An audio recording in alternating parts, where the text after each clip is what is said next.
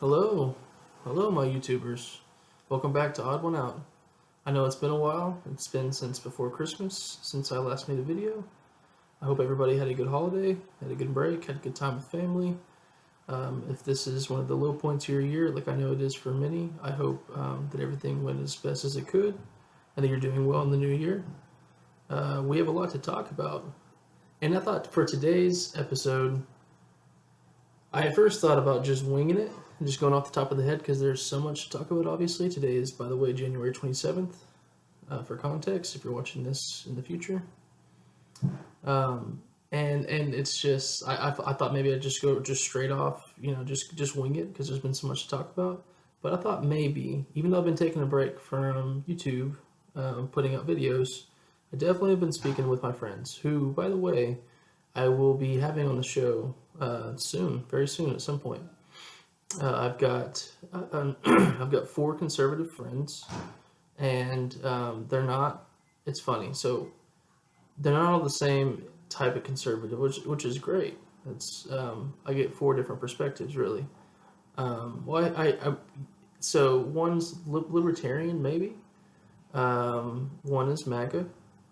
One is Republican, I think, just plain Republican, and then another is independent, but they lean right. So I definitely have a good mixture of perspective and values when I speak to them. All four support Trump, or at least I know they at least support him as the better leader for our nation. So I have been active speaking with them about everything that I've seen unfolding, everything I've seen going down. And so I thought, let me just scroll back to Inauguration Day. I don't know how long this video is going to be. I still am going to wing it in some kind of way. But I will just go based off of the messages if you see me looking down at my phone. And let's just talk about some things that stood out to me. They make good points too. Especially if I see some good arguments, I will mention them. I will not reveal everything that they say, or even a lot in general, because I will be having them on the show, and I want them to be able to express their opinions, not me. So let's just go ahead and jump in. So I think this is just prior. This is the night before Inauguration Day. We were speaking about Trump was going to declassify the Martin Luther King Jr. and the Robert F. Kennedy files, the John F. Kennedy files as well. And we all agree that this is good. At least to my knowledge, I don't understand why it would still be withheld from the public 6 years after the fact of these murders, these assassinations, of these very important people that were very important for America's change. But I was asking them, I wonder if he's going to also declassify the Epstein files, the Epstein list. Because if you remember, if you have seen it, there's an interview where Trump is asked, will you declassify JFK? He's like, yes. And then they say, will you declassify 9/11? He's like, yes. And then they said, will you declassify the Epstein files? And he's like, yeah, I would. Maybe not so much because there's maybe some innocent people in there, and it could be really damaging. So, which is a rather interesting answer, especially for a guy that was best friends with Epstein for a long time, and is on record saying he likes him young, and Trump himself being the guy that bragged about, and I could bring up so many other times, including about his own daughter. Yes, I'm dead serious. Howard Stern, a couple different times you can look it up. But one time he even bragged about going backstage and seeing underage girls naked while they were changing at his venues where they would have beauty pageants. And he said it was all under the guise of doing inspections. So that's how he got away with it. And he bragged about it, about looking at underage girls naked. So I think it's pretty funny he doesn't want to declassify the Epstein files, or at least it doesn't appear that way. So let's move on down. And if I take a while in between each, that's just because I'm trying to pick things that I think are the most worth talking about, which there's plenty. So I apologize in the meantime if there's a little bit of silence in between. So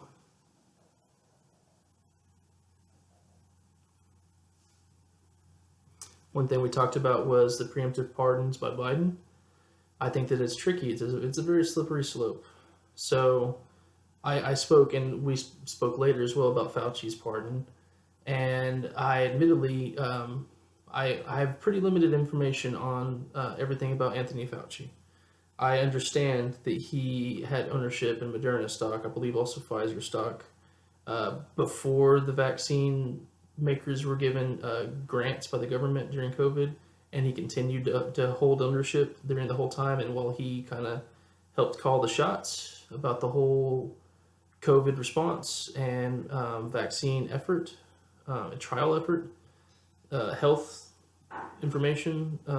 So I do know that there's a few things that it's like, it's definitely not very good. So I don't want to speak to whether or not Fauci should indeed have been pardoned. However, I do want to point out, as I pointed out with him, Anthony Fauci was appointed by President Donald Trump during his first term. He was Trump's man for COVID, and Trump held on to him the entire time until he had his mob storm the Capitol, and he left and did not attend Inauguration Day. Fauci was his guy that he chose. So I never hear any kind of criticism. Trump always hires the best people, I thought.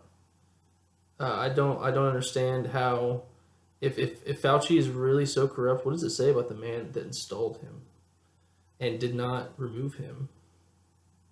And we'll probably just go ahead and tackle most of what I remember talking about Fauci, since we're just on the topic. No point to pause and talk about other things, then come back to it. But so, what was I going to say? Sorry. So a lot of these pardons are preemptive. Liz Cheney, I'll come back to Fauci. I think I got kind of lost there in a second trying to think about all the details of it. But Liz Cheney is another one of the preemptive pardons. There were plenty. And the ones like Liz Cheney are sad, not because Biden did it, but because he had to do it. Because Donald Trump and Kash Patel, the new director of the FBI, threatened people like Liz Cheney, and Liz Cheney specifically by name, saying they should be in jail. She should be in jail. She did nothing other than oppose Trump. So a lot of these preemptive pardons don't say nearly as much about Biden as they say about Trump. And you should look at the people that Trump and Biden are each pardoning. Now, there is a murderer that Biden did pardon. There were over 900 violent police officer assaulting people that were pardoned from the Capitol, from the J6 riots.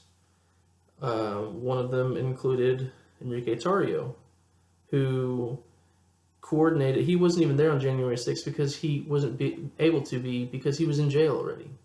He was about to be in prison. He coordinated two different efforts even before January 6th, starting on January 4th, where, and this one's a lesser offense compared to the second one, but this is still an offense, where they stole a Black Lives Matter flag from a black church and burned it, so they destroyed their property.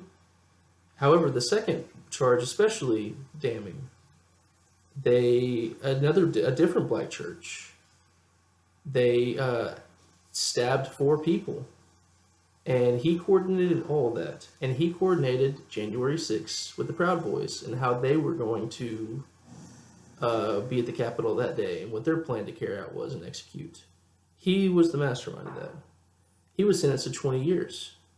And one of his charges was sedition. That can't be stated enough how serious that is. And he's a free man. None of these guys care. They've all been told that they're heroes. They've all been told that they're prisoners. There's nothing to rehabilitate from, according to Donald Trump. So, and I mean, as I'm recording this video today, just yesterday, is it Matthew Hunt? I can't remember the guy's name. was killed. 42 years old. He was there January 6th. He was in prison and he was pardoned. He gets a traffic stop where he's pulled over by a cop, has an altercation with the police officer, and he has a weapon on him, and the cop shot him and killed him. Obviously you can't just say, oh, Donald Trump, is the reason he's dead. No, it's a little bit more nuanced. However, he certainly plays a role. One, in pardoning him, of course. Obviously, he wouldn't have been out on the streets, but that's not even the moral part necessarily about him being, Donald Trump killing him that way. That's not the crux of it. Is he was told by Donald Trump that he was a hero. He was praised. Him singing the national anthem replaced the national anthem at Trump's rallies. He called it the January 6th hymn or something? I can't remember. And that was the version of the Star Spangled Banner, the national anthem that they'd play. Star Spangled Banner national anthem. Sorry. Very chilling, by the way. If you haven't heard that, you should. Let's just keep on scrolling. Again, looping back to Fauci. Sorry, I remember what I was trying to say. So my friends were like, saying Fauci was installed by Trump to do everything, to communicate to the public even, which is true. However, Donald Trump still, he had the power to, and he did speak to the public. He chose not to speak to the public in January 2020 whenever he received substantial intel that the coronavirus was going to be a serious pandemic that would soon be in the United States and would overwhelm the United States just like it did with China, and had been doing so in Europe actually at that time. There were plenty of warning signs. Trump was given that intel, and from Trump's mouth, verbatim, he said that he did not tell the public because he didn't want them to panic. That decision led to hundreds of thousands of deaths as we were totally unprepared, and the man said in March, as it hit, just stay inside for 2 weeks. It'll be gone by April. Democrats and just, anti-MAGA people will twist certain things he says truthfully, just like everybody does about everybody. Like, I've heard the same thing about Biden, about Kamala Harris saying, you can't say Merry Christmas. You better go check the whole context of that quote before you look really stupid like people do whenever they say that's what she's saying. You can't say. I'm just sorry. I'm going in so many circles here. It's kind of hard to keep up with, but just... excuse me. So Trump said he did not say inject bleach. He did say that he was intrigued by the idea of injecting disinfectants. That's why people say bleach. He did say that. That was the commander-in-chief, the leader of the United States, arguably the world. The total lack of awareness and response. Trump may have installed Fauci. However, he had the power to, and executed that power, to communicate to the public and not communicate at all in January, whenever we had plenty of time to prepare ourselves and prevent hundreds of thousands of deaths. So, bottom line is that, I need to look more into this Fauci case. However, I have no problem with saying that he should be behind bars, and Biden is wrong for pardoning him. And that's another thing I was talking to them about, is they never criticize Trump. It's very odd. It's very odd. And that's not just them. We'll talk about that with them in person sometime. We'll kind of break it down. There are some general, he's not perfect kind of stuff, but there's never any specific, he messed up on this action. Except one of them. I definitely have heard one of them before. But there's never that criticism. And that's, it's hard to say it's a cultish behavior, or it's definitely cultish behavior. It's hard to call it a cult when it's close to 50% of America. At least as far as the votes that were tallied, 49.8% Trump. That's not the majority. That is a lot of people. And it's really kind of hard to balance calling that a cult, which sounds Looney Tunes because of the size, but also with the absolute reality that there are very cultish behaviors indeed. And so I have no problem with saying that Biden was wrong for pardoning him. Just like, I don't think he should have pardoned Hunter. And that's definitely nuanced because that was a father protecting his son. But, and by the way, it's definitely not the same as Hunter was high filling out a gun application compared to Trump pardoning Jared Kushner's dad for far worse crimes and then appointing him as ambassador to France. So I have no problem with calling out Biden and saying what he did was wrong. It is very, very bizarre to me that MAGA never seems to. If you criticize Trump, you're out. You're a traitor. It's very interesting. And I don't see that part happen between my friends.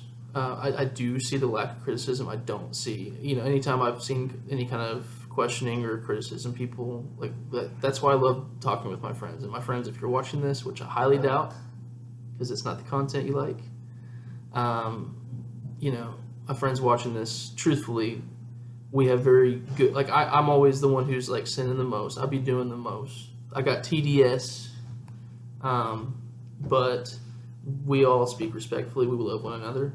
We have dialogue that Americans needed to have a long time ago. Otherwise, maybe we wouldn't be here. So I definitely don't want to be here again. And just like I tell them, maybe I'm wrong, and I hope I'm going to be wrong. Let's see. Can't pretend to know that everything's going to happen. I'm just saying, you install people in the cabinet and the White House, expect results. So, okay, talked about his cabinet, like Gates, sexual trafficker or sex trafficking of a minor, Pam Bondi accepting a donation from a Trump charity that misappropriated funds, misused funds, while she was reviewing the Trump University case and decided to drop it. Unable to answer any kind of basic questions whatsoever, such as did you hear the Georgia phone call where Trump asked for 11,680 votes? It's very widespread, and she, at such a prestigious level, that's what's terrifying. Either she's lying or she's totally incompetent, which is not true. So she's lying because she's competent. Saying that she's not familiar with the Georgia phone call case, that she doesn't know anything about the Georgia phone call. Excuse me, not even the case, just the phone call itself. It's like, really? Okay, yeah. She's not stupid. She was Inspector General of Florida for 8 years. She's very capable. Thank God it's not Gates. I'm actually glad it's her. She seems like an angel compared to Gates, who was thoroughly unqualified. Okay, let's see. Oh, man. We're going to have to break this up into multiple videos, I can tell you that, because there's just too much. I talked to them about how Trump's speech, and you may hear my kitty cat, see my doggy back there. I love my animals. Maybe even my wife might make a cameo at some point. She definitely will in the videos. Not just a cameo, but full appearances. But I was speaking on Trump's speech, how you would think that he's taking over after Adolf Hitler. Like, the absolute mess and depravity crap storm that the United States is in, total dumpster. Liberation Day is what he called it. I guess he was saying that more than just about the January 6ers, wasn't he? So, it was wild. Like, George W. Bush, I quote, said that was some weird shit to Obama when he leaned over and said that after Trump's first term inauguration speech. That was like 6.0 of that. So, definitely would love to get in the head of George W. I wish he would have spoke up. Just like Dick Cheney did, his right-hand man. I wish he would have spoke up. I respect it to a slight degree because I know that he wants decorum, balance, and he just wants to be a man of America and not a man of party. Even though he's Republican, I truly think that, I mean, he didn't endorse Donald Trump, so I think that I can kind of see where he's coming from, but the gravity of what we've done in electing Donald Trump again, it is not the same person anywhere close as he was the first term. It was, I think, a misstep. And I wonder if he ever feels the same. Not sure. I love George W. I don't think he was a very good president, honestly. He did unite Americans. George W. Bush united Americans. Even as a child, even as a young child. I was born in 94. I wasn't even 7 years old yet whenever those planes hit the towers. And I still remember George W. Bush standing on top of the rubble with the firefighters saying, I hear you. George W. Bush united us. He was a lighthearted man, very gentle man, a funny man, a relatable man. Not at all the type of personality of a politician at all. Of course, total career politician, but however, did not even match up to, what was he talking about? They got weapons of mass destruction, blah, blah, blah, blah. Or whatever he was talking about on the golf course, like some kind of serious topic when asked about something. And then he's like, now watch this drive. And he steps up and just cracks one. And then he just walks to his golf cart. Like, come on, man. And it wasn't Trump, like, I don't even know. I don't even want to try to compare the two because it's wild. Okay. Official government declaration that there are only two genders, man and woman. Thank God that we're getting the important things done. Oh my goodness. I was hoping for lower egg prices, but more importantly, man and woman. Yes, my life just changed. My everyday expenses, my bottom line is so much better. This is why we elected this man, and it actually is, which is wild. Who cares about what's in your pants? Who cares? I would laugh, but it's almost like being gaslit at this point. It does not matter. It doesn't. Yes, we need to find answers in sports. 100%. 100%. But to have it be such an important issue on the ballot in society, we're having utter culture wars. Excuse me. And I mean, you know what?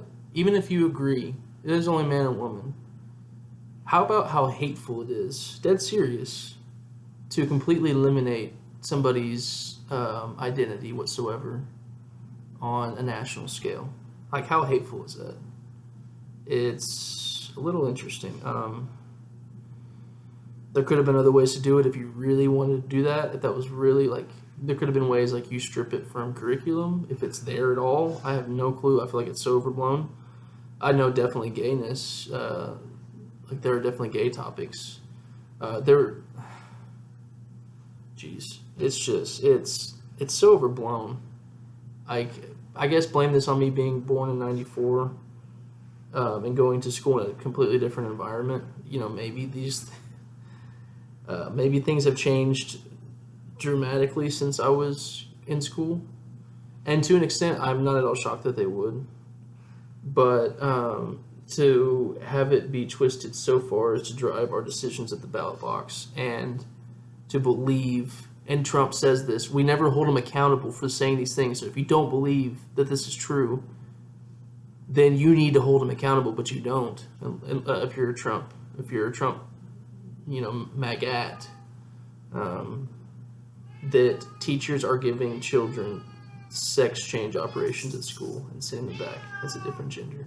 It's like, hello, hey, parents out there, especially you conservative parents that believe this nonsense.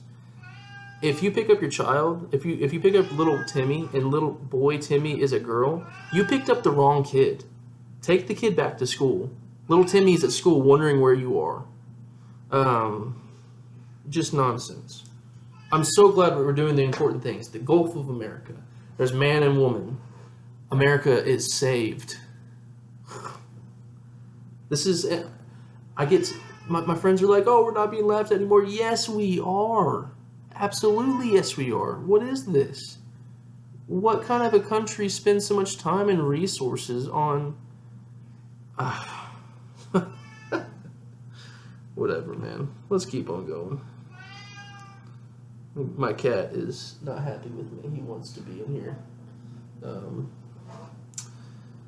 taking back the Panama Canal that's not been ours since 1999, and was began phasing out in legislation in like the 70s under Jimmy Carter.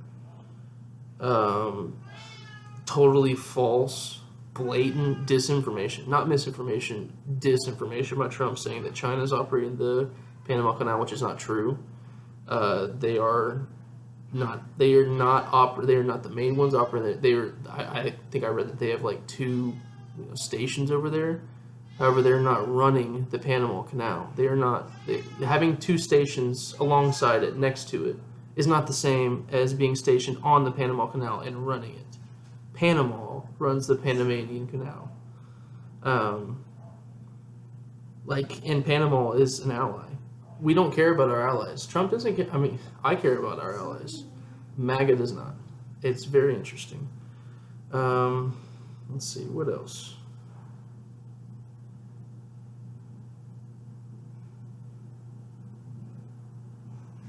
I gave Trump props for pardoning Lil Wayne in his first term. I'm just saying that in jest, just goofing off. I don't forget what he was even in prison for. Sharon tweets that Russian President Vladimir Putin is ready to engage in peace talks with Vladimir Zelensky, which, first of all, I mean, I follow the war really heavy. The first year and a half, 2 years of it, followed it really heavy every day. And this was the same headline all the time. And Zelensky was not interested in these peace talks because they involved like giving up half of Ukraine or some kind of conditions that he did not find acceptable. So this is old news. If you've been keeping up with the war, this has been going on the whole time. Putin, I'm ready for peace talks. Just give me everything. I am for defending democracy both home and abroad. I understand it's a very expensive ordeal to fund the war. I understand. I do. I personally am for it. I do not. I don't get all upset with people who are not for defense of Ukraine. I think it's and I say that I try not to judge people, even though I think it is downright, I don't know what the word is, obviously not unconstitutional because it has nothing to do with our Constitution, but we signed treaties. We signed a treaty in 1995 with both Russia and Ukraine, saying that we would defend them. And I was one time given an argument that, of course, Russia has gone back on that. They've not held up their end of the bargain on defending Ukraine in exchange for them giving up nuclear weapons. That was the whole point of the treaty, by the way, which they did. But I was told the USA went back on it, and you know what? Let's say they both went back on it. So that means you just scrap it, like you already screwed up. You just don't hold up your end of the deal.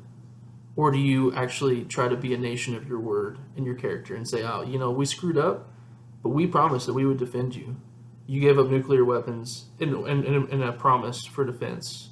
We're going to hold that up for you. We don't depend on Russia to be diplomatic and democratic. Never have, never will. So every single day Russia gets weaker that they're fighting Ukraine. It is in America's best interest for Ukraine to win. Russia and China are our two biggest enemies. And they routinely are meeting at summits, and Putin and Xi are best friends.